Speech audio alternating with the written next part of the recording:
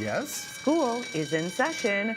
This is our favorite school. It's wine school. Gather around because kicking off the new year is Professor Ted Farrell from Haskell's, and he'll give out all A's.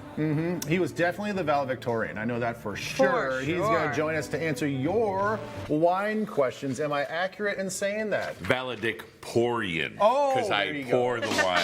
Valedictorian. Let's get that straight. I was probably shunned out of every great academic institution until they found out the access of wine, and they brought me right back in. You know, no surprise that you were the life of the party, even in Tried high to be. school. Yeah. Tried Even to in be. high school. Even in grade school. Yeah, I mean- Kindergarten. Even in kindergarten, I brought the chocolate milk. I Yeah, like it. absolutely. We've got Okay. some good questions today. I know, yeah. We're going to kind of take you back to school, and we're going to turn it over to our viewers.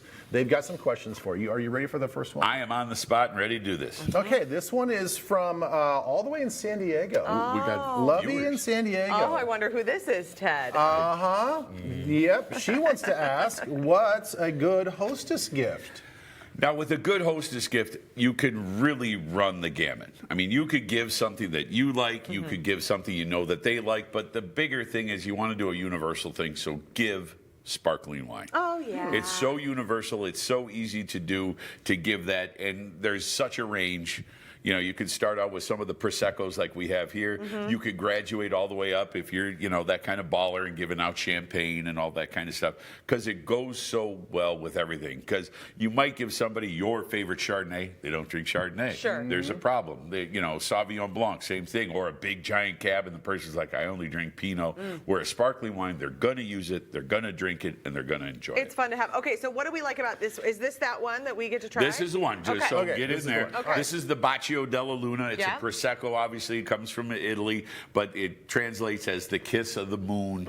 And it's so wonderful. It's so easy. yes. But it's one of those symbols or a little sign. It's, you know, 12, 14 bucks a bottle. So you don't have to go over the top on Right. spending it. And it's just enjoyable. Oh, I love I know. that. This is like a little treat without being like a dessert wine. Right. It's like a nice sweetness to it. You're not even a big bubbly person. I'm not and you either. Like this. I know. This is great. No, I like this a lot. I So you're love just it. sitting there and enjoying it, and you know your friend that you're giving it to is going to enjoy it as well. It always Yeah. feels festive too. Like the pop of the cork is just It festive sets and the fun. tone. Yeah. Oh, good. Sets the tone right off the How's your hook. daughter doing in San Diego right now? Good?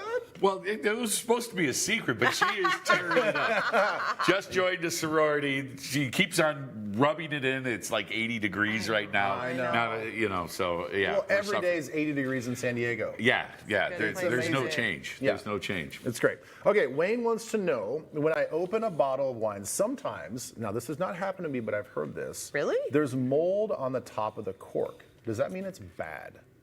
No. Oh. Okay. Simple answer, no, it doesn't. Now, the hook is when they're bottling those wines, they're sliding that cork in. Now, you got to remember, cork is a natural product. Okay. Right? It's literally, there's cork trees. The guys in Portugal shave off the outer rim, then they cut it up and put it into the corks and do all that kind of stuff.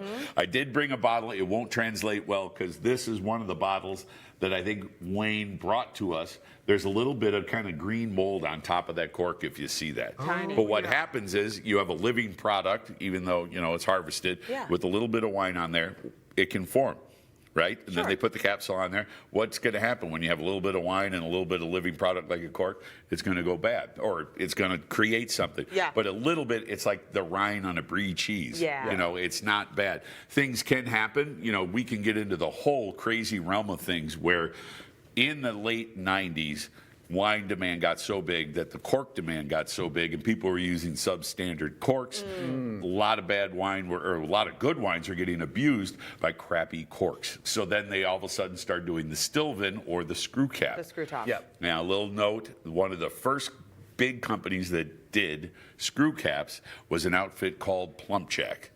And this was crazy at the time because it was about a $70 bottle of wine, and this is in the late 80s, which was still big money, but then real big money. And guess who the person was who invented or decided to put a Stilven cap on his wine? I have no Famous person, Okay. famous, All right. in the news quite regularly, possible presidential candidate in 28. Whoa. Who? I don't know. Gavin Newsom. Oh, Gavin okay. Newsom No. owns the Plumpjack winery. Maybe, I don't know if he had to relinquish it with all this stuff now, but they were the first ones, and everybody thought you're absolutely insane to put your very expensive wine with a Stilven screw cap on there.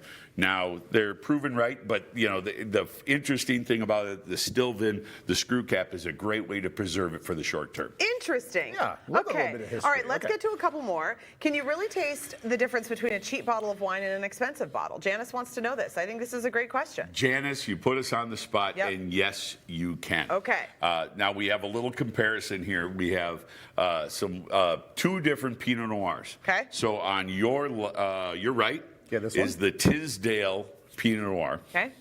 Out of California, I forget the big company that's made it. The one on your left is a Gevrey Chambertin by Guichot. Okay. This one in particular, I think it's a 1913 or something. It's 2013.